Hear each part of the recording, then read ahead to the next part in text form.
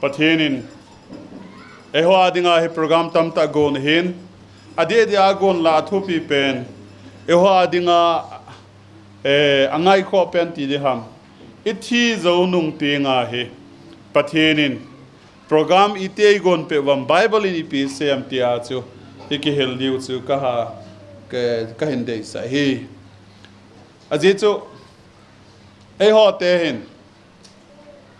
ise yu khat izu yu khat cho mi khat cha thi te nga hele mi khat cha thi te nga hele al hagaw alange kiti khat cho na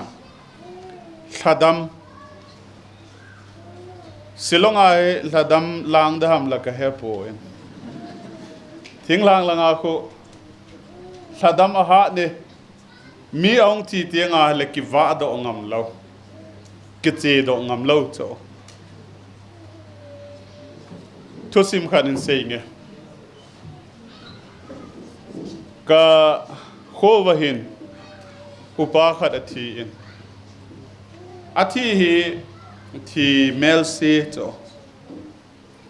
loi chunga to wa ki tang ha thi cho a loi chu a hai yong hello a ki chom yong hello an ane a changkong khat hi ta ha ga kal ha le ki tang ha thi jeng hi ai le ama hi kahin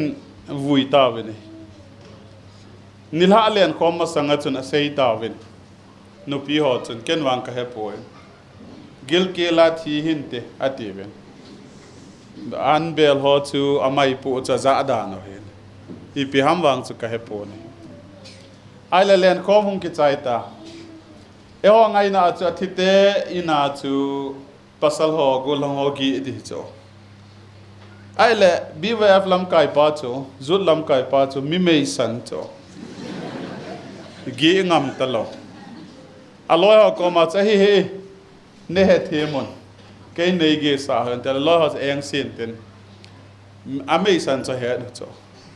nang na gi lo wa he le ke ho jong ka gi lo diu he ipa na cho ma jo he ge ai la la yin nei lup sa we na ti alaya lup sa le a imut chu aloi ho imut masangai matta ai mu do ta cho aloi ho ahong imut la lama hong khang ai ta cho zan som le ni gina hong khang do ta June July asat lai ta cho ai le angai ngaya hele biha kel kot hung ki thol gin he za cho angai ale mi khat hung en ten biha veranda sti ma chu hung kal do veranda chu chi le jing chu ama na se ale sabun keng ko ki se mo nge ti zo ma chu ai le la chu awale ale in room chu za la chama ho gi na có chú hung ki hong in te hung lu na ta cho ama hin chu bang sat lai ta zu blanket ki khu khuma hai lo da ta ai le ta hi a keng to lon lang wa chu wa len tin ama lu na lai ta zu hung dinga apon cha hin kai ta cho apon hin kai chu ki cha wala ma jong hi akisil ji akai ji akisil ji akai ji achai na he mi mei san ho he denzel pen dan chon thilha ne hi sanga ne hi katha te de ta lung lo ha ngai ta cho apon hin sel ha hong din do le ui no te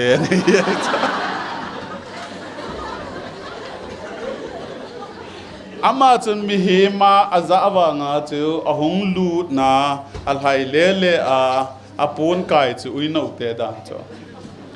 ui no te cha dang se chun pon ki sil lo man ki sil hi ja cho ape akili jiu le man akai ji le ei ki da he te ui no te thanom cho ya hi ho yo hi mi khat hi athi te nga he le al ha la nge itiu cho na ahilla ka gel la mi khat hi athi te nga la lagao hi milhem le le dinga ta chi le le dam ti hi kalung dong tai mai le ho khun itiga seu tai mi gi matau tamba mi gi matau tamba ti ha mi ho chan tho ho tiu cho Pathen hello a hi wang wa kho ama ha khun di ta a sei pen tau chi pe ham te la mi ho chan tho ho ti cho mi khat chu a thi te nga le al ha gau chu wa le le a hi pon me le o ta sana chu mi a thi pa a hin laya a chan chu a tho ho zat khat a min ama ho chun hi chi chu tho he ti cho ka se dan het he ve ya hi bible wa zong hi mi khat hi a thi te nga hele al ha gau hi wa le le zi mi al het le le zi hi chong chu zat khat hi ta zat khat kit cho thagao ki da la ti zat khat kit cho ka upa chanu hi lo ako nawa hi hong lun phat wa kap jiang aka chu ki ngat ta lo chu te se khat hin na hin da la o he ti zan la ya chu ka pa chin tin aki chep na chi pia hin man ham wang ka he lo pi chu in hong luna tha a le aka changa jing chu al ha gao na da la he chu ai le ka chanu chu ilaya kap ma al ha gao chu lo langa ki da la le ama pi chu mi hing hi ta lo chu na akhang nei ki te hote son ya chu bible hin mi khat hi athi tiang la lagao hi milham le le dinga le le am e ho hin mi khat athi le ki wa ki po do ngam lo e le min te na ti umai cho kamu ki ti umai cho ai le tu a hi mi khat cha thi tiang la lagao hin al hab le lam bible ni pi se yam ti hi ivet diwa tunya hi ivet diwa ka de sa pen ta cho ta san cha te he thi al Pathen na ma dinga hi pi program go nam lo pi che gon dan hi iga se deu class ta bangai la diwa ka ga de sa yin he ta san dan hi za chom cho e ho hi ta san dan nong za chom midang yong ta san za chom hin ai wang bible in e hi lu hi pi ham ti hi hoi ta evet divin ka dei sai cha dinga chun I bible la na panutin Genesis a bung som thum le sagi na chang som thum le nga na hin siming ka te Good Friday tong ki mat tho de he pakai thi thu sim tong ki mat tho de he Genesis bung som thum le sagi chang som thum langa na hin sim da nge achapa zo se le achanute abon cha win akipat win adhep wang win ama la ama hol hep lungmong zo dan in tapon ahipo ke jong ka chapa heng noi me gama pul do win se su tange atin eti chunapan ama aka kata langai tawo kasim chai tai hol da ta win ai le la ya hi pitiam tile Joseph to sim cho langai wo Joseph to sim hin Jacob hin chapa som le ni anei cho ai le Joseph hi angai lut cho be cho ibola Joseph angai lut nam ti koi san hong ki bola ya cho Joseph angai lut dan hi ka hol la le azi hi pi ham tile Joseph min anewa pana chon sit anadouda cho chapang a hi wanga chu a u hon chon sit a bol chu a vet thei zi lo apa ko ma hi an report cho e ho ki hele mi he hat pa ti diu ta cho hilo na ama hi mi he hat pa hi lo na pen ta chi pham tile chon sit hi an vet nom lo cho mi naw pa aneu pen hi ja chu pho ding jong la pho thei lo holding la ho set thei lo hi a cho a bol thei sun chu apa ko ma aga he ji cho hi a cho Joseph ki vet nom lo hin he nan bol sai lo le ken jong kan vet nom thim tan nga nga ta he deu na chỉ cả chữ xây thể nó xây ưu tiên cái xây đàn hệ thể về Joseph chú anh em vào pana John xét đầu chỗ John xét anh đầu bé xét gì chú ưu tiênvet nom lâu chỗ Pathen in Joseph đây đàn hi pizin em tê là Joseph in John xét đầu chỗ he alsi pia bol tam ti ale ani na vet dalona penta point ni ka sei nom si pia ham ti ale sang khol pola hin khui pe ke cho azia chu Jacob ga avet dana kho achapa zo se min a u te ho chon na ho zo se kho hong report ji kho ama hi mikita hin Pathen ging hiti amat do ta cho ya khu chi sang khol pol kho khui pe cho sang khol pol ki khui ho khu chulai khanga chon dana chi pam tila sang khol pol ki khui ho khu lam kai ding hi ti na sang khol pol a khui pe cho a u te in aneu pen pa Benjamin pin masang aneu pen pa chun iti dana ki ho chunga hi lam kaya pang di ham ti a he nom lo u ta cho ya hi Joseph avet da now he John said adozi avet nom lo ani na he apan John said adozi acha ata asan che cha lam kaya akoya hele alam kai hi ne yong chu ado kido cho ya chu ka avet na la sang khol su la wa asa tel wa sathi na ako khum lai ta wa sang khol asa tel lai khun a u te ha hulung na chim so jiang wen te ka ti cho ki mo the le tu chun lam kai tang tia na tu chun ki ai lang lam kai tang tia ko sa tel jing di wa ka mu cho ai wang ko ama khun hi cho yong chu Pathen in alhen lo na khat che hi wanga chu ama hen ipiha apa yong hin Pathen alhen lo na pa cha zu ya ama yong hin a hin zui pe cho ai chi chon se da do zi wa hi ai chi chon se da do ze wa he an vet da che a hin vet da che wa a chai na chi pi bol tawam ti ale amat wa a chom lam in sei taw de a sang khol pol chu a sang khol pol a chul chu a sa tel wa sa thi a kho khum sa wa a pa Jacob ko ma he hi chi hi na chapa Joseph sang khol hilo hai mo atiale a het phana a ka ta cho ilang ama ho tu sim chui chan chun na tin ka sei nom pa cha hi po ka la do nom pen ta cha ka na pa hi cho al hep wang wal hep lung mong zo dan hi talo a hi po ke zong ka chapa ko ma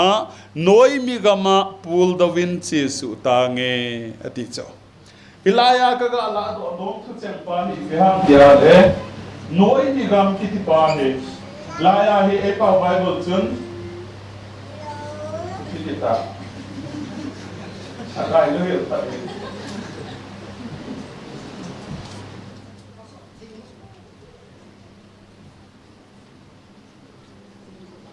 là ngày vì hình xây thọ tang cái thế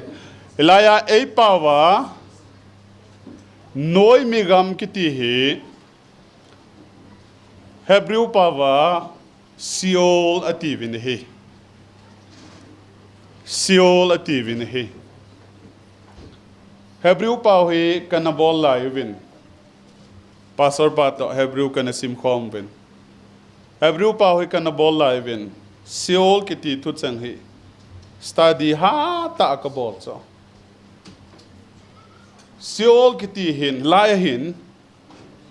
ahi poi ke zong ka chapa hing noi mi gama pul do win che su tang ka te noi mi gama ei pau bible le do pa noi mi gam ati hi ati a di cho Old Testament na Seol ki mun na zo se hi ka vet na hele noi mi gam anoi lang cho hi chi hi van gam hi lo lai dan cho te ka na cho zo min zong pi siam tel ka lagao noi mi gama na dal ha den lo de tin lai cho David in zong sei na lai cho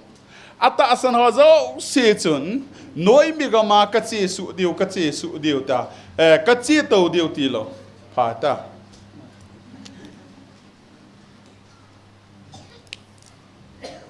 trong hoạt lang gạ cõi tiêu đó tiền là ông lâu sụt sang rồi hen ya chu Bible hi Old Testament hi ka khol tai noi mi gam ativin ata san cha te ho chia jong le van gama ka che to diu ti kha cha ka thu se hi khil khavin te agila gil alowa lo pi khat ka sei go cho na het khil kha diu na la kha khil kha diu cha ka ti za cho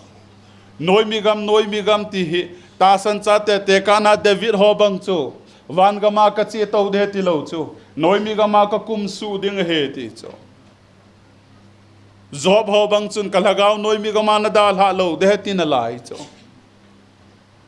a hi le am dan hi si ol ki ti hi noi mi gam ki ti pa hi van gam an hi lo lai dan cho ai wanga hi Old Testament na hi atsit atsajin akihil tapo in New Testament na ahong kihil do in hi Ilaya ding at sun look langa na vilew hen chapangin zong ahet jing thu sim ahin ichi thu sim chi piham tia lahin mihau pa le Lazarus gospel look bung som le gup chang som le ko na chun in sim da ingate tun mi hauta khat au min ama chun pon sam dup le tupat pon ne ma kisilin lau pi ta ni se in nom satai na umzi chula ti pum pi ti na veza chula chu chi mi hau pa do khanga ko na thaza anmal chu ni a oi wa nom amin Lazarus atiu khat akot bula alup saun chula ui chhon atin ho chu hongli jivin hi ngai tiam wo chui na ti na hi khud do pa chu athitan hi le van til hon ahong pomangun Abraham ang akoi ta ve chuin mi hau pa yong chu athitan hi la vui ta ve lang ve ta laya thu sim khatum kita chu khana lai thu sim hi mi tam ta chun mi hau pa le Lazarus thu sim hi thu hlem hi atiu chu ai wangin kan ko te ho tu nia hi chi ken thu hlemin kalathei pon jesun thu hlem a sei lai jin mi min apan sa kha pon muchi the pan muchi a thele mo in nei pa mi min khat vei cha he zau kha poin hi ai wang la ya hin mi hau pa kha me ti a ai lo le mi gen thei pa amin Lazarus sakiti a de anna umsa anna so sa thile ti he thei khan cho na e o jong tu sim sei tiang la masang lai jin ti ti nga hele tu sim cho sim thu cho na amin ho hong ki pan do tinga hong ki sei do tinga ile ya su thu sim an che sa an so sa khat a hi nom zin hi ilaya jong Lazarus ki ti zin he chi thul he mai he po in ata be an so khat jesu in a sei hi ti hin kata sanin hi ai la he na man sei chu mi hau pa khat no me ti chu ama sun pon san dup le tu pat pon ne me kisilin low pis ta in nom sa ta in ati chu a umzi in do khang chunga ananezi alang langa atipum pitina veya ati tulai doctor ho ki sei sa le cancer jong skin cancer jong ti mai theu cho ama cho zending koi ma cha ham lo ui cho ho in anai ho hung leng im pe tai lo koi ma zending lo cho ama na du cha chu mi hau pa do khanga ko na hung khe an mal khat se du cha na mu zo de lo he ai wang ai Bible chuna ban ipi se am tia le Lazarus athi van til hon along apumang tawi Pathen thang wat men na ka thandop dan lai ka sim do hi mi peng tha ho hi i pithin thi jong le athi niu hi alo pi ni he ka ti no men ta salang chuna na ki hing hen lang Lazarus thi chuna ki ve hen nang le koi ma cha tom pon khu ding jong pon te ka ti cho helona te Lazarus athi tai hongo ga o mo te ti ding yong koi ma pon te ka ti cho pon se khat ga khu khum te ti ding jong pon te ka ti cho ai wanga bible sun ama mi peng tha hi en Lazarus a thin hi le along chu Abraham keng kho phang bula ding in a pota ve ti cho mi peng tha ho hi ipithin thi jong le a kho po accident a thi jong le kho lo pi cho me in a kali di jong le kho lo pi cho e a kho ve tong samal na pastor pa ini ps se kum som get wala ma na kahin tong tan aman ke chunga thil se I macha bol poi ka hu hing pule ka leng pa a hing sana me ya hin hal phal vai pi se jai hi chi me ko sunga hi chom cha bo gan thei ka tho ding na hon ton so na me di la nom di wa ti cho angola ha amma akinep na chi pi ham ti ale a thi chu lo pi ding he ti ki he cho na me thela thita me changa thita ta accident thita ta dammo thita ta athi ni he alo pi ni he ti he bible wa ko na ki mo he pathen thang wat man na kanel lain kitile akum tam chu ka hi di po in cycula school neu cha ka hi lai ka kai lai vin ke thudu ka hi in police station koma khu ichai wadung ka tivin la chu ka ki zap ziu ka ki sil ziu cho ai le la ko na chu ka hong da ohin akoma chun in a hin mi an ke khom ka in kyong chapang thudu ta chun ipiti na nge ti ai ka ga ngai cho tu gen ka sumil pon kamel so ki khelin ka ti zata ne mi kha chu thiding in a umin azinu khot akitu in nei hu o kachien ding mun kamutai damun hi ei pui win hong tai chen hin ki choi we e hen ta we ei kai ta we ta kap cho hitlai chun kai Christian hi chu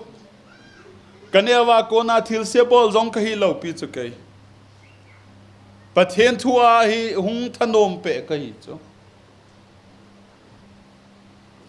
hoin kaya la masang pe na to te di ki go ka hi chu hitlai ta chun na thileng kain ko te hin EPSA di ve van gam lu nin te ti ve ta ai lo la ka pastor pau chun EPSA de van gam lu ding ai sei do ai wang ke chu ka hi lo cha hitlai ta ka din mun chu than mol ge Christian ka hi chu ka sei dan het thei ve than mol ge Christian nei lo Christian than mol ge ading awang chu Christian ka hi a than mol zo lang ading a hi wang ka hi ka ki het ta lo tu ne ayong hi Christian hin khwai tam tai ve na le than mol ge Christian atamata pam e chan sa le ei ki vui kha hin te ti loi pam ki chang le cross ei tun pi hun te ti loi na mi abang kha loi chu ida do ya chu vui ding ida do ya chu wangam lut lo di hana sa chu wangam lut denga isei do alowai le ain ko te ho ina hong ki khom ta lo ding na pastor ho dong hi ida do ya isei ko mai chu hilo ya chu tu na hi ga sei do nom chu han bol ge Christian ka nahi dan cho hi cha chung ka ki gel do ta o ke hi ka thi le chi pa ta bang ku ka hi de ti ka ke ta ai le lai Lazarus pi hi athi hi no ma sa dan chu athi thi ho chu van tilin apu ma ta cho Pathen thang wan men na tu ne ayong hi KWS silong te tunia hong kai khom ho in Jesu Christa apin tha na ne ya hele olmo hita na gari chunga chilje kai hen hu nin lulu dot jong le chun na accident jong le kho ta lo chu mong selin nung tang a ye chu na thi ni chu pakaya dinga na lo pi ni ta chu hilo na lo pi ka sa dan chu vetango mi hon iza se lo pa ai wang an ping tha chu Athi ni chu alo pi ki pat ni hita. Athi ni chu again thei ni asu mil hita chu. Na. Van mi ho ki salal paita chu.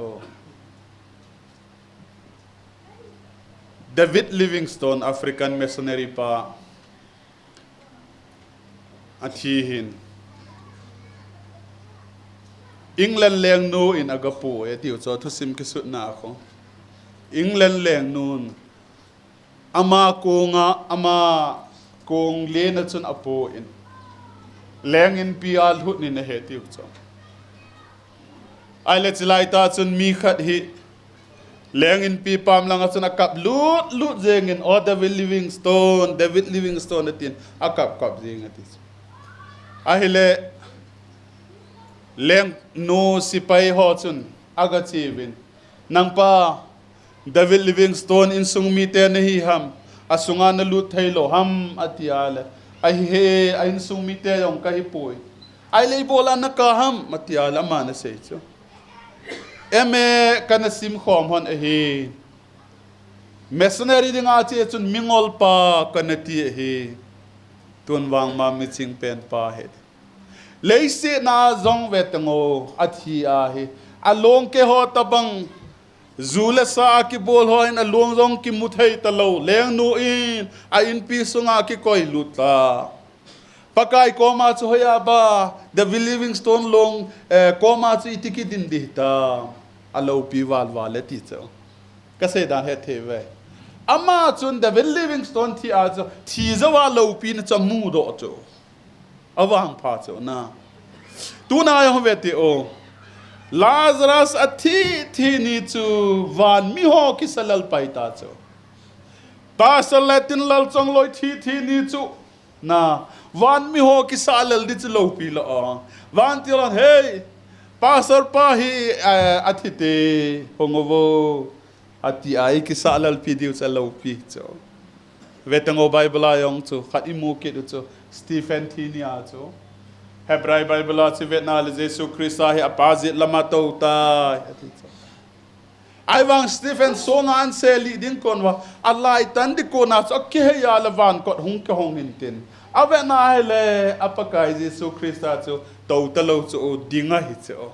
ipi bola ding hi dham ti ale achapa ina hung chu ana welcome ta chu pathin thangwat men na tu na yo veti o Jesu Christa ta san ping tha hi ipi thin thi yong la kholo pi chu alo pi ni hi de achesa a in sung mi thi ho jong na isopi inui pa ichate ta sana na thi ho chu mi alo pi ni hu ta chula ya chu poli ni pi se ye kinep na be mi ho dani ati cho kap hi una kap ho lung mon nei cho na ilang chu ka sei go hi po ne hi ale la ya ka sei do nom chi pi ham tia la hin Lazarus su Abraham keng khopang bula koi ta ven hi mi hau pa yong thikit te damun mei di la koi ta ven hi ale la ya hi yo ka sei do nom wai bo ta man no pe ta chi cho noi mi gam ki mo thei ki pon te na ka su to ko la ai la na mu la ai ka su pan ka su po ko la ai si o ki ti le noi la nga chom khat so do ni mo ta so elai hi a chung a noi dan so elai hi Abraham kem ko pang bu hi dan so a noi hi da mun ki ti a na mi ha pa la loi ho loi bai po den sao lai ai Abraham kem ko pang bu la hong ho ta tunin van ga milo lai dan so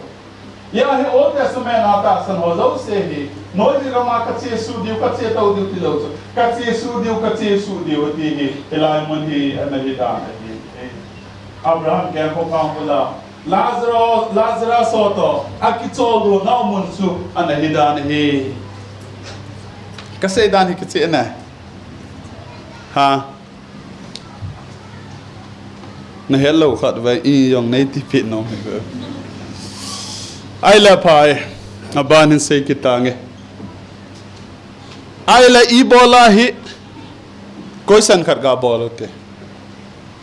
ata san cha ho ki khop na chu Abraham keng kho phang bol ki ti hai tin question ki bol tale Abraham keng kho phang bol ki ti lo na pen ta hi Old Testament khanga ta san na thim chang masapen pa chu Abraham chu vetango ama te seta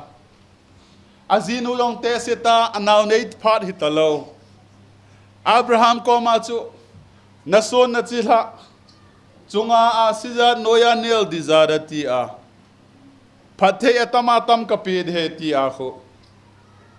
Abraham in hoya hi thei ding ham chu pathe nei pia hele Damascus a Elijah chang de he ti so ko ham chi Damascus Elijah chu a so pa chu ai sak ziding ga hol pa khui chu ama wang chu pakain ken kapeding hi nanga ping chu ken kapeding hi ti chu hilai pa chu atta asan pha na chu pakain ama dinga akisundan chu atta asan pha na chu pakain ahin ko do a insung mi te adal ha na dingge ya ahin ta asan pha na chu hi chi ta asan na pa chun ama hi athim chan sa ya chu Genesis bung som langa hui pi ki se je in sim su le Abraham dingin atta asan na chu di chan nan thim chan nan na kisim pi tai ti chu atta asan na thim chang ma sa pen chu Abraham chu ya chu Abraham ta asan banga Old Testament mi ho ta asan na exercise in bol ho zo se ki khol khom na ding mun che ya Abraham keng kho phang bol ki ti ya ka sei dan het he we Abraham hi ta asan na thim chang ai chu ana to ji lo chu mi abang gloi khat khun a chep tan ja khu thim chang ham ti lo ve Abraham in chapter to Genesis bung som le sagi lang hin Genesis bung som lang a he ma thim chang hitan hi chapter na thim chang di le Israel te se hi thim chang di lo chu na Muslim lang thim chang diu ta chu chapter hi van gam lut na di lo chu chapter hi van gam lut na ding hi po wa le na Israel te se lo chu Muslim te jong lut diu Abraham chilha chu Jacob se lo chu Esau jong ma hello a so te se jong che batan wa Sarazawa ke tura ke tinu jong ki pui ki na ama cha te se jong che batan ke chula Israel te se batan hello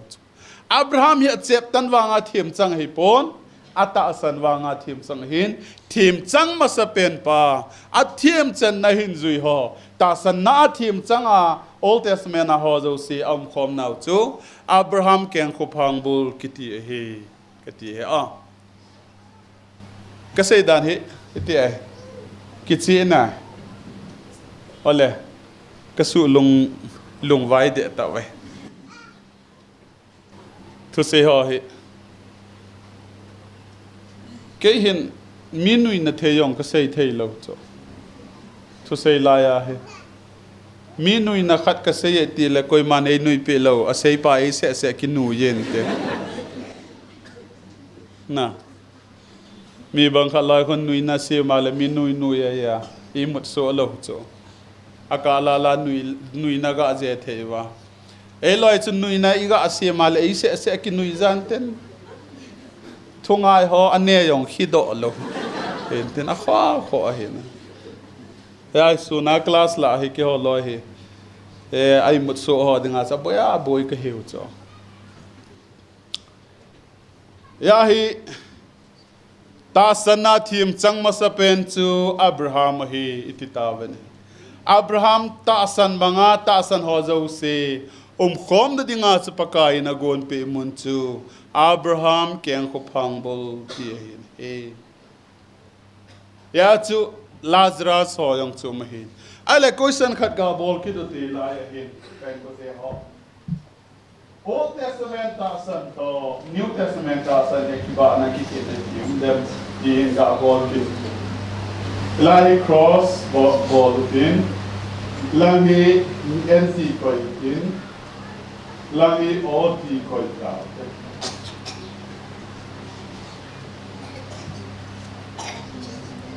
Bible simhon Bible he ho in a say tu ba tu sut tim ho Jesus Christ ai edi som tu la community ti ta ai le punya he ni ben tha ho in tu he kum sang ni le som le go ve ta kum sang ni le som le go ma Jesus ta san no ta san pa sa edi som tum le tum chu at pi na long pi lo lai amu ai amu lo Hello na. Ai wang it's amu lo hil khat chu ke chon se zalin a thi ti chu mu hela atasan na exercise a bol to a Jesus Christ chu ke chon se khela thi ti chu atasan de a chu thi chang le a chi chu ta san ti chu hello edison thule to ma koi ma cha ki lo la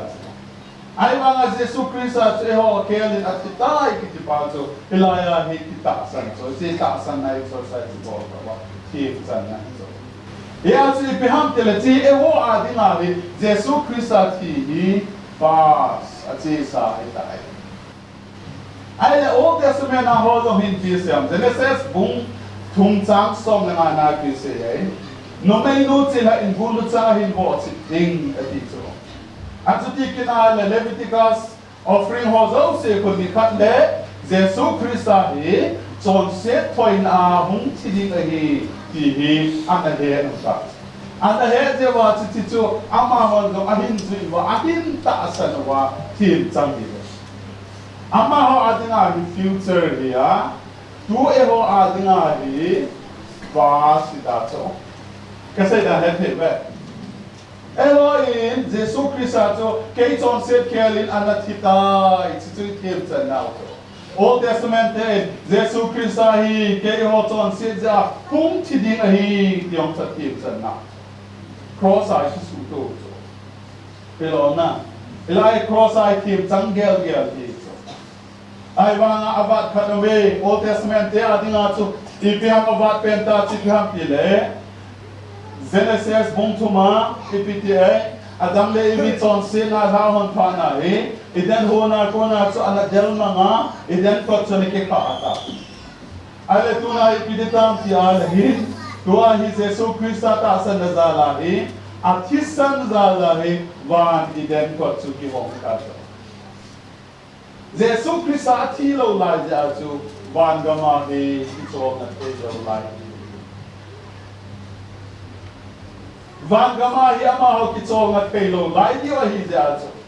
som cha pakai Jesus Christ kosa hum ti ka cho akitol do diu mun cho Abraham ken ko pang bo dia som cha an kitol do hi ka se do ya ken the nai no te ho go na ho la no nga ho la pa te ho la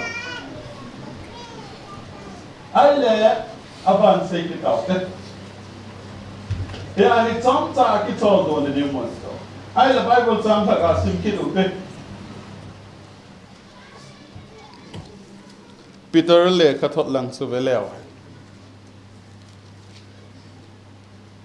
First Peter bung thum chang som le ko na hin siming ka te a chuzong le lagawa chi a kula ki hen lagaw ho thu aga hi le hi kasim chai kitai First Peter bung thum chang som le ko he chuzong le lagawa chia kula ki hen lagaw ho thu ga hi le hi ti cho laya he pitolina la som ki na ti pi se de Jesus Christ ai tu ni Good Friday ni ti to de ha lama i pi se de cross ai tu sa gi se ta so Eba ngai dami tangai damatum so. Dunia ai gam lo pia ke ma to hun kom di hi atia. Abana chu sei zui zon ko ma chu. Anu chu mu phana sei zui ven na nu ati so. Chong ka do phana chi pi se am ti al hin. kapatid ibola ng hata at ito. Ibola ng tiyalahin. Pathen sa pato, son siyo to kisimpat. Son siya na nailaw, son siyo kiyalahin pa na so, papathin na ng benada. Son siyo to kisimpat pa na so, anong matkumpa na so, kapatid ibola ng hata. Nikat yan na nangin, kapatid ibola ng hata na tikela so, pagkain krosa na siya. Abang si Pisayan, kadang at sa tasa yung sudang sa may teta sa tisang don na diya sa na. Kagaw lamang siya ladamon may kuko at so. Kadang at sa di mihaw pa ituya tumbang at so. Itung kela di nga sa Yesu Krista. Kela so kadang at sa atita so. Abang si Pisayan tile, akitsay ta buhing na sa to say ta so. Apana sepa nakuna kalagaw kape sinatantay. Ilang verbo. Akitsaita. Epa nakuna kalagaw kape atikun pitoli na hinlason kinin amahi akke. Epa nakuna kalagaw kape tin amahi kulaki yang hagaw ko ma. Kubegileti. Ama itong katsol do na hibagin lay set son set alay na noya na laiwa si Krista tisana kilat do lo lay zewa so Bible kula ki heta pa mas pinalay laya ya ta kitsai ta he pa na kuna ka hagaw ka pe ya kula ki ho ko mas pi ka siya ya tak do tu agase he ki to vetio setan he imi pau he ti dewa imi thang pau ti de ham azi lo cho akisa ana hina vetango Genesis bungthum chang som langana chi pisam no menu chilha in gul chang avo chip ding ati cho ai chi jawa pa na hui piam tala no menu chilha hung pen na ding chu pathenin koi an hlanam ti ale Abel anhen so mai cham sima kho neolaya mai cham sim kho ken khun mai cham kho ahoi lo lo atu Abel khun ahoi to hello alung thim cho pakaya dinga di lo cho adi lo ja pakaya na ve na le no menu chilha hong pen ding Jesu Krista hong pen dinga cho Abel chilha achu alhen pa na cho Setani ni pianto kitam tele no may nutil ha Jesu Krista chu pen sa lo helding ati cho hiya cha khanga sumang de ti a kin a intil do upa na upa thalo ta cho in ver kinala khanga an ve na hi ta cho ahin Jesu Krista hong pen ding hi dista main bol ye Jesu Krista hong pen ayong khala vetango Herod khu KBC evangelist pu haulet ke sei sale atanang ati ti cho ata abe aso chapang kumni apan noi lang se Bethlehem la kim vela athalo ta cho na cross lun sa lo ding ti cho Manipur lang sadel lang ho pau ki thoy nang le he tup do de na cross lun ka a he tup do de Manipur sadar hil na langa he tup de chipa ko he tup de tia le jam kitin jam jing ta aki he tup so ki mukit ta lo hil se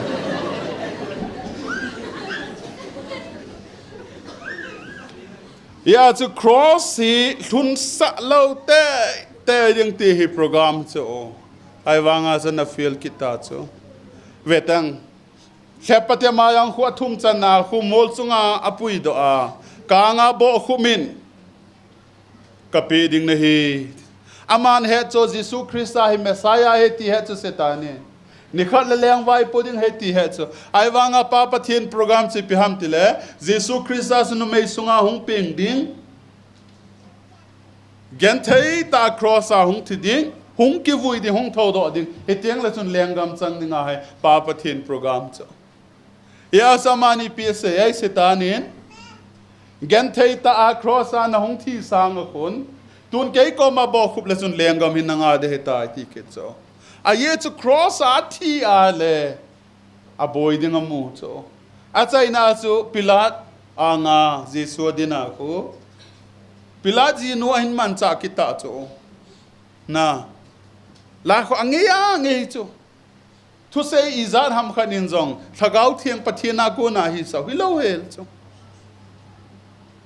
pilat ji nu ko ma khu thuan sei kina pilat ji nu azipan control go kita cho na ei minum me hile ki long ta cho silonga ho ka ti he kulanga ho ka ti bo ai la hui psm ti ale ama hi mi chon pha hi kamanga e sugen thei le achunga I man lo hin di chena hi cho ai wanga cross a thi sa loading program cho ka seidan he thei ve cross a hi hilai mun hi pathin permanent lo cho temporary a chom khat akichol do ding mai wa old testament ta sano ko hi sidani permanent ha sa de cho jesu christ a cross a na thilo wile tunya silong ata sano do se ti tiang wa wa ga ma chi di lo da ma hi ti to su ya ti to ma ti to chom pa na ya su sidani si cho de lo cho ya so bible team mo khan na se ya cho thagawa achin pi thu ga se ham tiala ki pa na thu pha ga se he ti cho na cross a ka hong thi ta ka hu do ta ve ti le ki long ta cho bible team khat chun asei na cho it's say lai ta chun abraham te ho lam do jeng ve te ti cho ai chu van ga ma che the hu ta cho ka se dan he the ve chan cho ha khai ve ga ding tem te nei ve dan jong he anop thei ta he tàu đàn dòng hệ design thả có một khá lâu design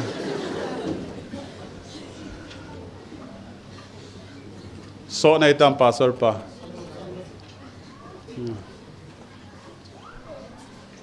hay lệ tàu kịch tàu te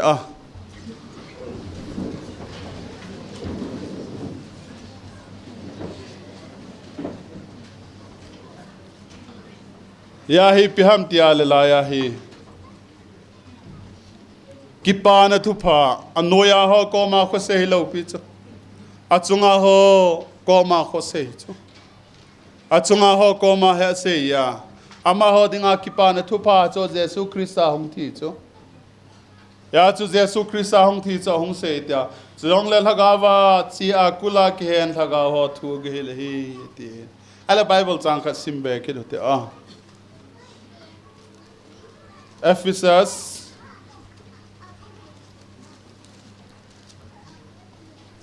bungli changgit na hizi chun paka pathian le khabuna se je ama chung sanga kal tawin gal hinga kiman mi hon pi gal hingena kaita ni hi kasim chai kite langai kitab laya se chu ama chung sanga akal to ni jesu christa athodonia hi achang se athodo ai to po vana che nia he chang sa che ta po abraham ke ko phang bola mo do se he apui to ba aton sot mon deu van gama to do he ta se ti so polin afisimi te ko ma se to akal to ni chang se a he ta lo so gal mi hinga ki man mi hon pi ta bang bang ko ama old testament ako na atasan ho zo se cho anati ho ki to do se cho apui to ba pilaya he ma ho ki to do ta tua hi abraham ke ko phang bulu ta lo hi na tua hi atasan cha ka cha thi a le pilaya hi chi ta lo wa na chi ji ta pasaro i pakai ko ma cho do ta ati ko di hi tua hi jesu christa crossa athi zo ba pana athi ho zo se to do de pakai athi atoni a layam ho zo se pui to ba pana he van gama to do de sa ti tu pakai ni ho dinga ei gun pit nào mun chu ilai mun chu hi ti hi kaga sei da no men he a ke thei na ya chu pakain ta san chate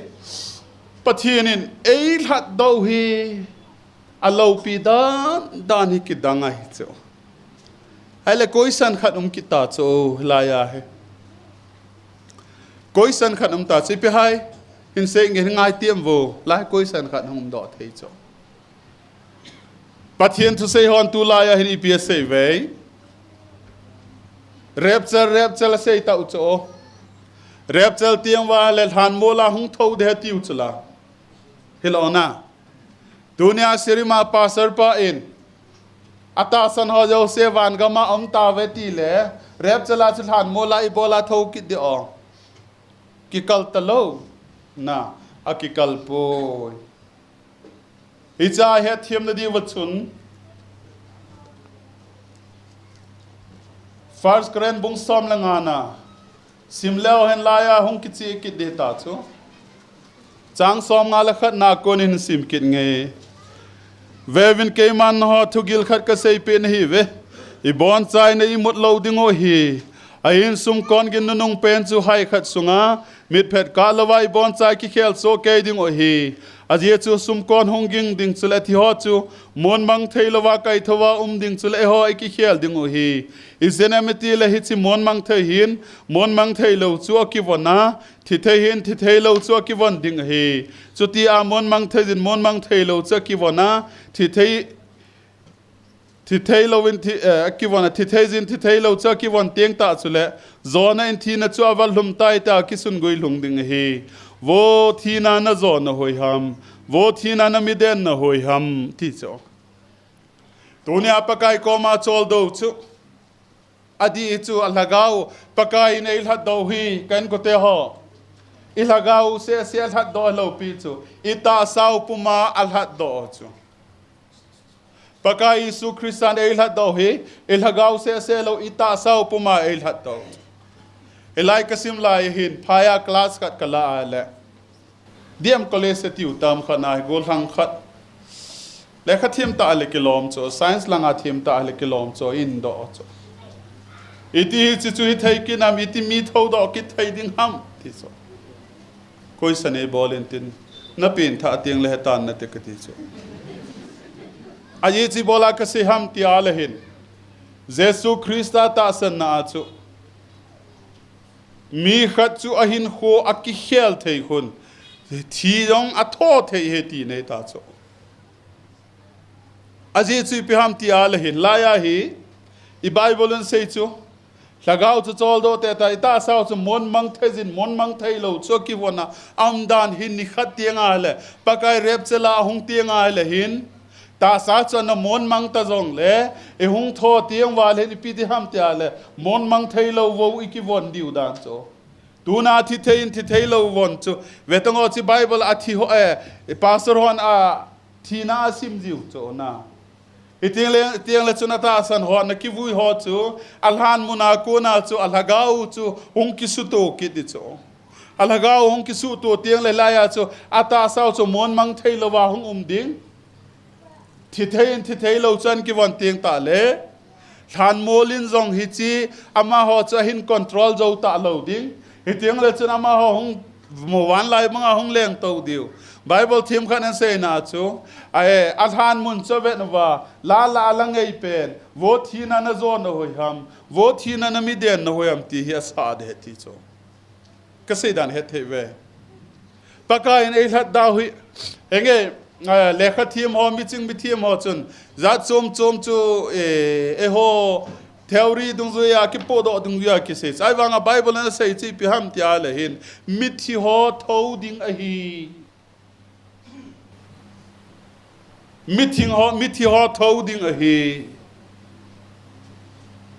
mithi ho tho te diu hi he chi pi ham te la mon mang thei lo wo ki won ki diu hin a lai se tu ai lagau wa pakai ko ma chol do hin pakai lagau se chol do ding a dei sa lo chu ita sao hi chi vo hin mon mang thei lo vo a ki won ding a dei hi za chu rep chal ni tiang le chun I pi ha he chi ni tiang le chun hung tho do diu hi lau pi ta a hung thau do di hi chi dinga chu pakai jin ei lat do hi ti hi tu ni phana ka sei do nom cho ve demo pakai nei cho hi mo se lo cho pakama skula chapang thum ho in la na sa na cho ala chu di ka sa dan cho nilal ha phar hoi tampi sitani nei zo singe ati cho zatam la ya mel ma bang pam paya kom la hin pakai jin e hoi damin min thang khom te ti cho na pakai nei del hen naw hi amma to min thang khom di amma to choi at khom ding amma to lo pi khom di na amma to mun sang pena pi dinga pakai nei lat do cho pathin thang wan men na pakai na chamai mai dinga I lat do lo cho amma to mun sang pena to pi dinga he pakai tu na he hoi lat do hi ti ki moi cho Ithi zo zong le van til ho nei ki sabe boy pi dio rep chal tien zong le lo pi ta ilagaw toy ta sa ki gom ki ding tiang le chun ki tho ding Ithi na muna cho than mola ko na chu o an za di cho tiang le chun than ho zo si hung ki hong di cho tiang le chun pakai ko ma chol du ai chi diu cho pakai vo pa chu ikivon diu ta cho dinga chu pakai nei cho do hi pathin thang wan men na tunen kan ko te ha pathin nei cho dan he lo pi he pathin in eil hen dan zong hi a lo pi hi tuna pakai nang na cho hi nunga hi ta nu pi hi ta gol sang hi ta chun upa hi ta chun pakai na cho do naw hi ei cho do naw hi a lo pi dan hi ama to min thang pi ding ama to choi at khom ding ama to mun sang pe na khom pi dinga pakai na cho hi ti a lo pi ga se kilang ti la chun Amy society masalanga chi vena la lekha thim ho mi hau so hin pathian lam anana sa ta lo cho masang lang sima na tu langa he vena la pathian thang wa dan hi officer lai zong pathian kom na bel ji ho hi pathian lo pi nei cho tu nya officer len ta pathian kom na bel bang wa chu ni khat tianga hele pathian koma officer lin ta nei tho diu cha pathian thang wam dan na Amy society a bang khat loi hi vai cha na gen theya ki sa cha vai de du ya ni khat tianga zong le aung thi nung tiang le vai cha gen thei se lo wa da mun mei di lom kin na lai se di chula hi lo ong na tu na hi pathian in e cho dan hello pi dan Sirima kal huna hin thusim ga asaila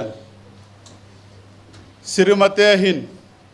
kamin hin anazam asad wa hi anu uza cho letin lalati wala nuili de chat wa cho kaung luna cho reverend letin lalti ale ki veto den kisi chut winten kei chu I pisi ahite kati ahe kalunga gim lo na gathi ale kazol khat na mai cho Kazol pa chu kei pastor kahi ya reverend ki kaita ama chu ahama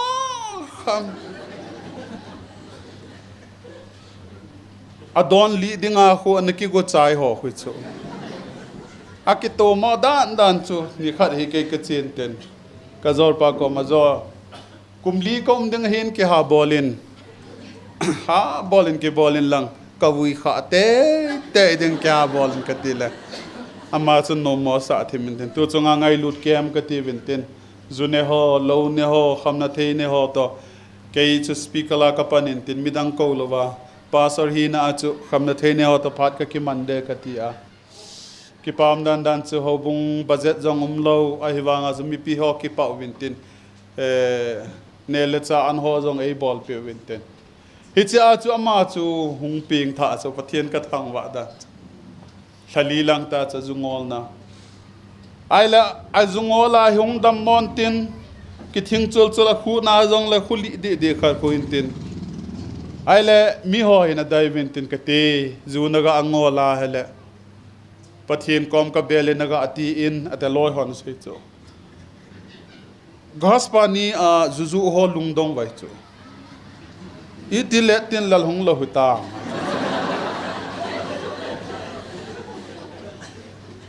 อาลุงดงมองเฮเวนี่จุฮอจงจู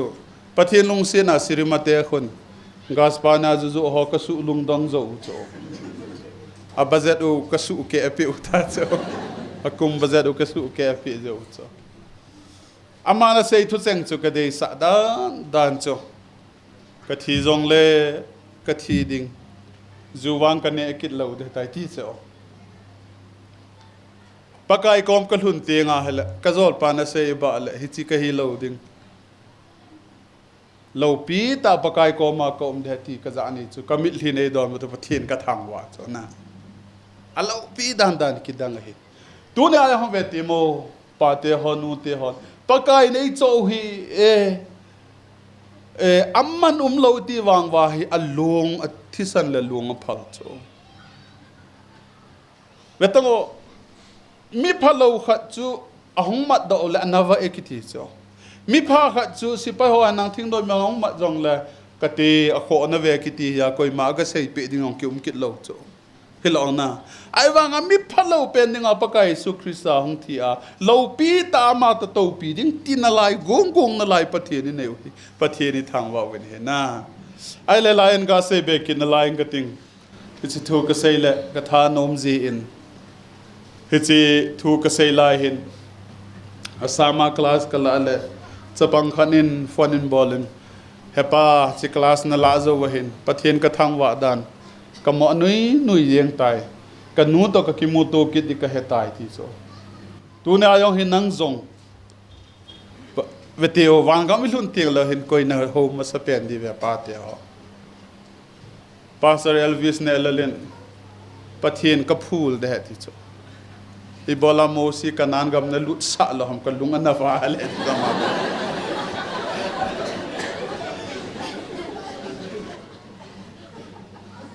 นังละอีปีนเสยดามเอตีอินไกกามุนอมโจเจซูทิงกิลมหากเวทโนมกติโซนะกระดมนะฮิโซฮิลาเจสุทิงกิลมหากามุนอมเมอัลลอฮฺปีดันปากายในหลัดนาวฮิกะเสยดอกกิฮิกะเสยเบนอมนาลายินเรียบเจลกิติมีตัมตันุมปุนตีไบเบิลยองคิมุปูติวโซเองเรียบเจลกิติฮิอามินฮิคิมุลาวปีโซไอวางปากายมีหิงอัตาสันเตลาดอดิงกิติโซคิมุมามาเจงโซatasan chate pakai na la do de ti chuki mu mama de Thessalonica na khon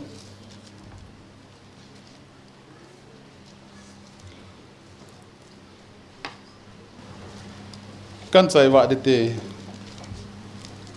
nei vet dan jong nop thei te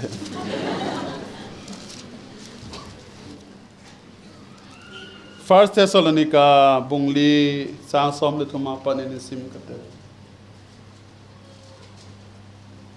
kangai nom pen Bible che hin ngai wo so pite ho kinep na be midang ho banga na ho lung khama na umlo na dingon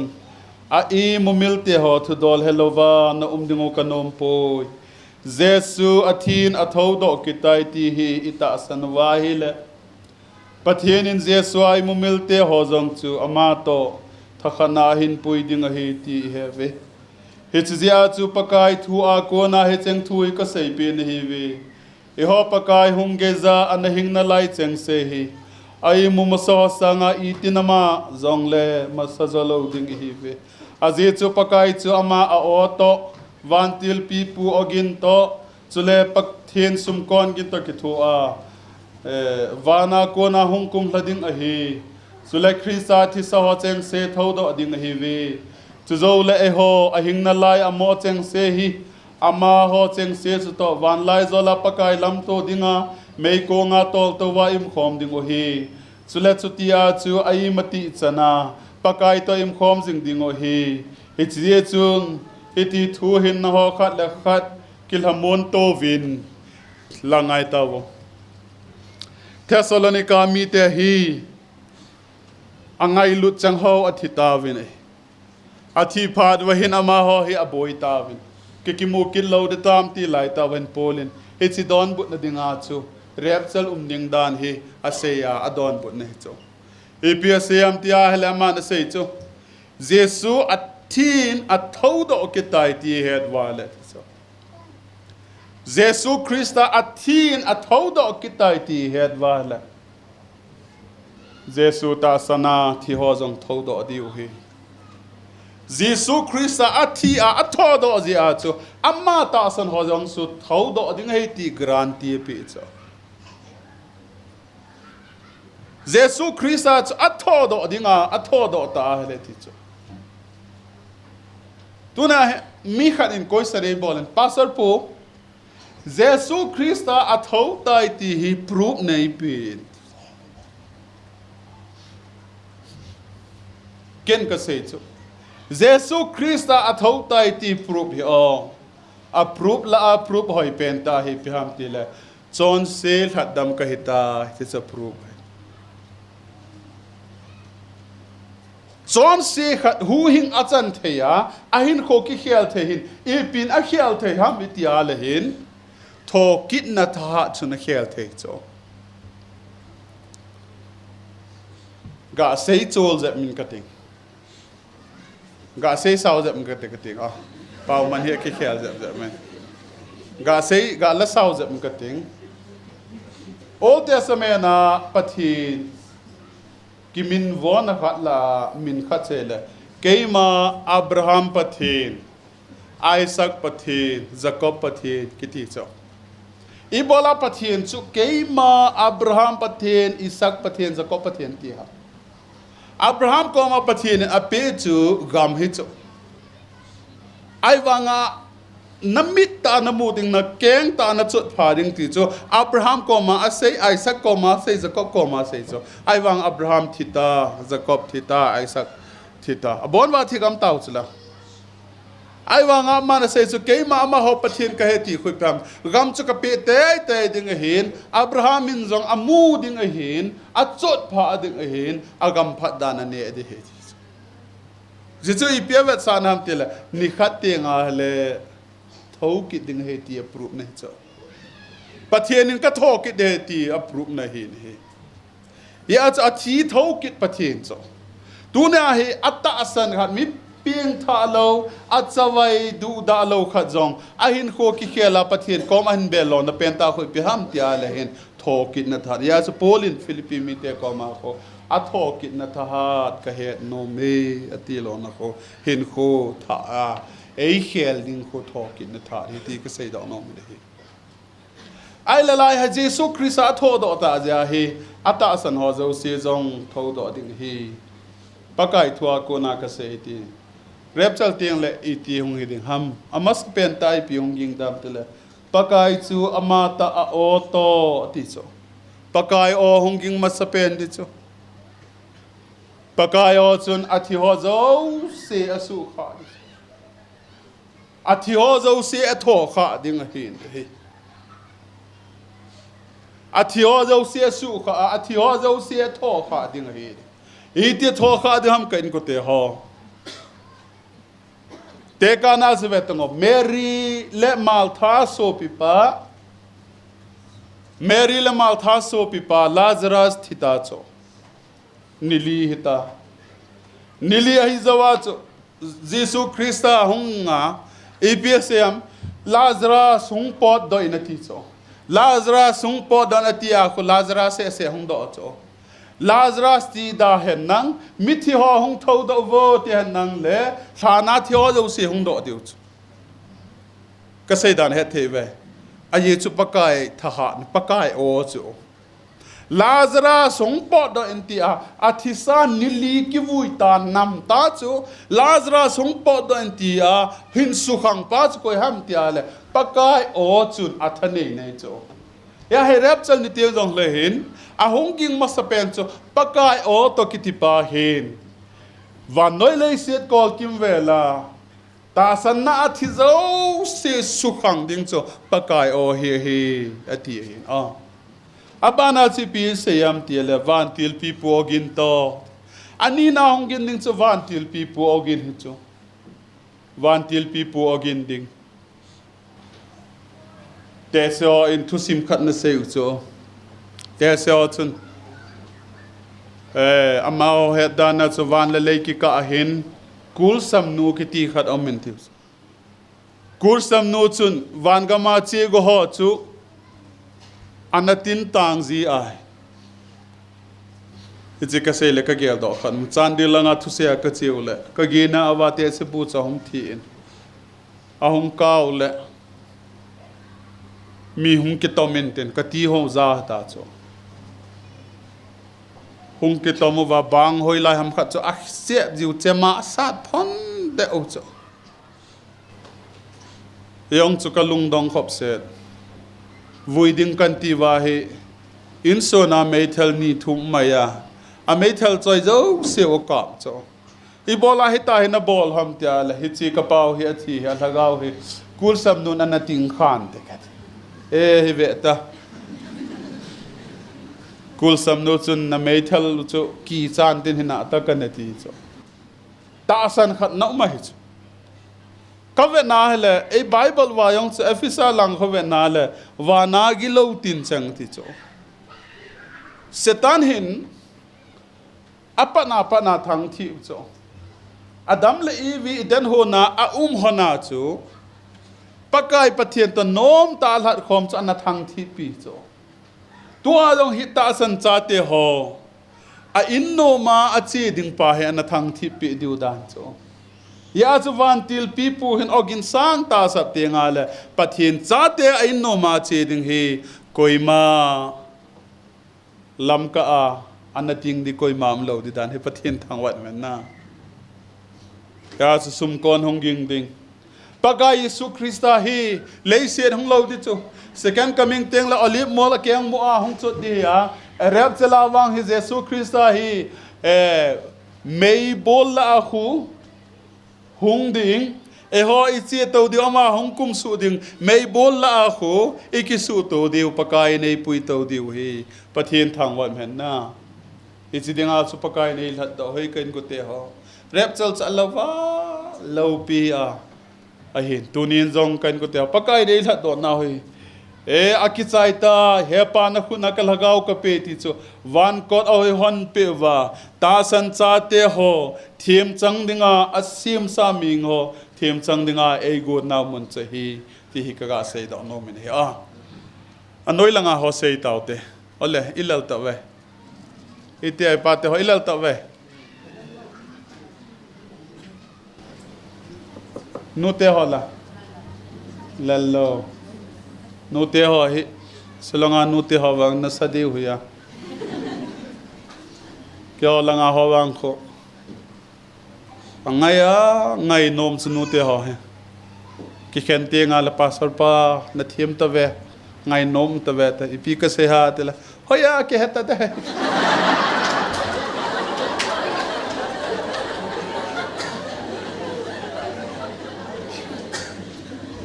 Thiem ei sa dan dan sai wang I ma cha he loi wang as thiem ei sa selong nu te ka se na hi poya khulanga ho ka se nai bo ya Bible kha ga sim kit te anoi langa mi hau pa ho hen I pi bol di hutam ti hi ama ho jong om tho kit ni Revelation ke ti thu phone bung som ni chang som la khat na chun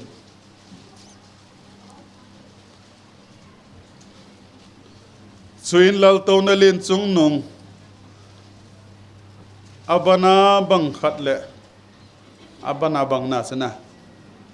abana bang khat le chunga to pa se kamun ama ang sunga kon chun wa noi le silawan azam mang tan hi ete ni ding chun mun akimu ta pon hi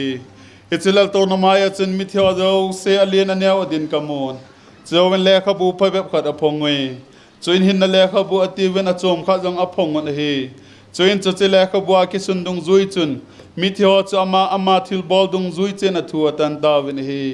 chu pha chun tui khang lenin ama mi thio zo se hin le do in chu le thi na le mi thi ga min jong a mi thio cheng se a hin le do so ke ta vi chuin a thil bol dung zui chen a thu atan ta wen hi ilang vetavo anoi langa ho yong hi ni khat le tho ki diu da to ai ata al hagau se mein a hal cho ni khat tiang le hong tho ki diu cho ni khat tiang le hong tho ki diu lal to na kang maya English ten white throne that's man tiu lal to na kang maya thutan na anga hong ding ki diu a chung thu ki tan ding tua hi damun meya hi alagaw ki hal hiya ani na pa hu atta asaw to kisuto ki diu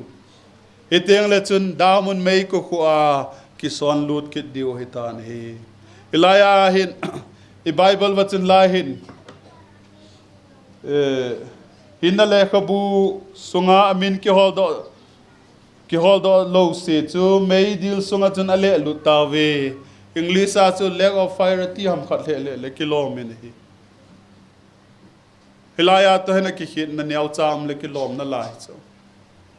ai la la hi pi ham ti a le hit la ya hi pi paka Yesu Christan hilai mun hi na sei cho alhagawu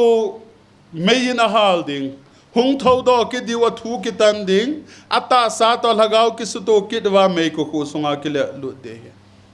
Titalo diu hi Bible a chi pi sem paka Yesu Christan alung la thimo a meila mit mo ti so vetango elang selong hi gadap zeba tulai khan to na dung rias hitter ikibu ta wa na masang laya chu me hol ikiti wa tin me na vetango me si neo chakan in ka ayong le rong mang se ki banga ki peng li de cho ai se rong mang se ka mu kha yong lo pi mi se ka se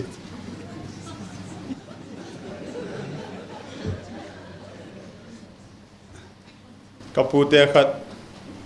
mei ka kya ile mei si nan ka kha cho akichop to pen to ko chu rong mang se ka bang ete ja rong mang se ki ti lama chu kamit la e rong mang se ama ete de ta ko ke ai la hi pham ti a la hin mei sin ei ka alban ho kisa ha kisa ikeng to apal iluzang chan ei ka azun de du ei ka yeng ne achai tim lo amdan hi vet kinala lung tolum ki dinga hu bible na se alung la thimo iti da na lung thilo ha me ya cho Bible thim pa khatsun se ya le oi pu a in vu la hoi la hung pai de ti cho yong chum ki de ka le ha giel na ti kit na lai se cho yong chu sei da ki tang muthim lang khal ki he edit na lai ki cho asama mun khana class kala le muthim lang khal ki he de he ka tila pasal pa dab dom de se la khoji na le ti hello khojin chu dab dom de thu ya ko di za hen ong imit zo se na ka chot na Pathen to say kon khat da mun mei dila ki moto dinga se jo ko ya ki moto nai sai lo chu e nang yong na hong ha lo hel di cho muthim lang khal ke ding mei kong leng lunga cho muthim lang khal ke di cho mel se dan thuna setan in ko ya ding Pathen in setan chunga lunghang be se na god na sang pen ape na bol hin a hin la setan hin avena la chang se achi nom lo ja he Pathen in alim le mela se mi hing te hi nu mei pasal hi jong le adam le evi hi anal hem tha in ya cha ama to chi khom pi dinga e le no cho na itiam khadi se ya le thang tom mai setan in ama chang se ama Pathen in god na sang pen pe de ti a le Pathen in asim pi lo mi ho chu setan in a thep la kina apui cho he si chu ke he thei lo cho ya Pathen mi hing te achi pha na he mi hing te hlat do dinga pakai su Krista cross a tuni Good Friday a he hlat do di wa hi in sol pe hi Pathen thang wat men na tuni a jong pa te ho nu te ho nunga gol lang ho i hin ko sung wa hi pasal khat hi na nu mei khat hi na hi Christian khat hi na hi he diwa ka de sa Pathen in na cho do hi man luta a athisan man luta na cho do hin athisan man luta na cho se lovin van go loading na cho hi Pathen thang wan na betango KBC president anatu Rev Tong khulunin ni khat ke ko ma ta se cho lal boy ka gel la le ti chama Pathen hin damun mai dil pa ma e ga la do hen lang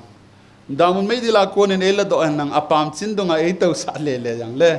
ka lung lai sel din complain ang ka bol nai sai lo de ti cho hilona ahi wanga chu acha te ta e ko wa van go loading ama go loading ama to vai home home ding ama to thutan home ding van go loading a acha hi nei pe lo pi ka sai ti cho Pathen pathe bu na wa chun service bola I umovin service bola Pathen ka thang wai cha te nau te ho jong Pathen pathe bu na zala nu la pa ngai lut na zala silong mona le khasim min Pathen ka thang wai ai wanga Pathen in tunia he nang hi mo a midang ho tabang dinga he Pathen na hat do ai po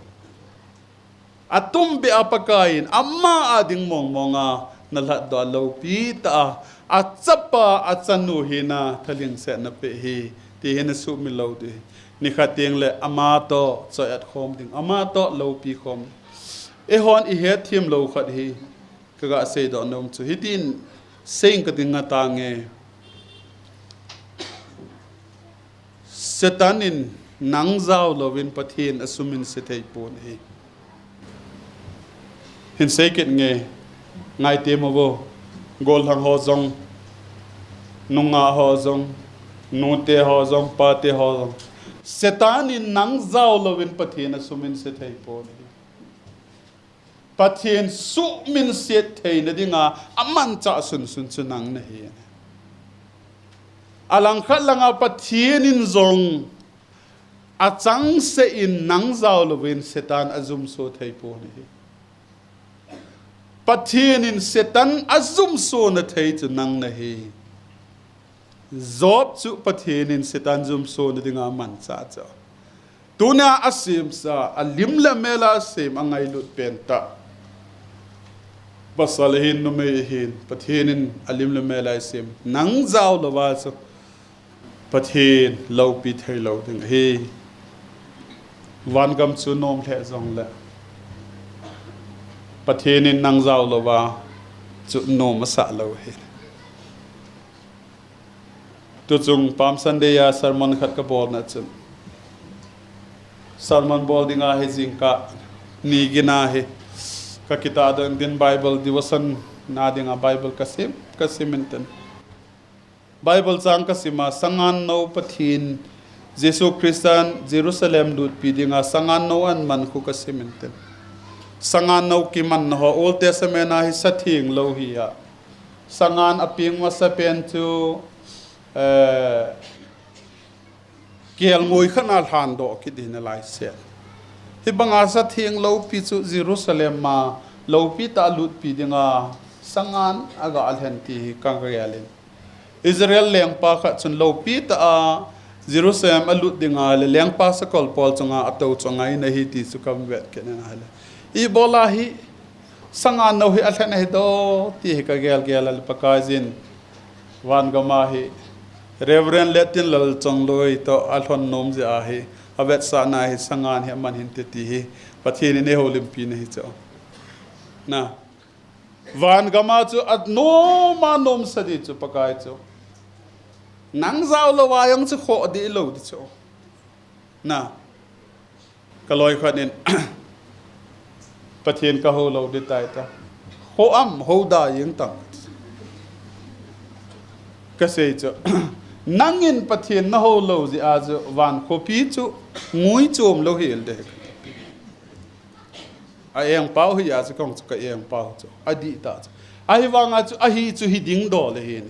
ấy giàu lo à chứ Pathen chứ nom ta asim thấy hình này vang anh Pathen nên nom ta thấy bồi gì chứ athisana lat sa hi in nang giàu lo wa hi pakai nom sa lo za nang na lat do hi ti hi tu Good Friday sungai gel do dio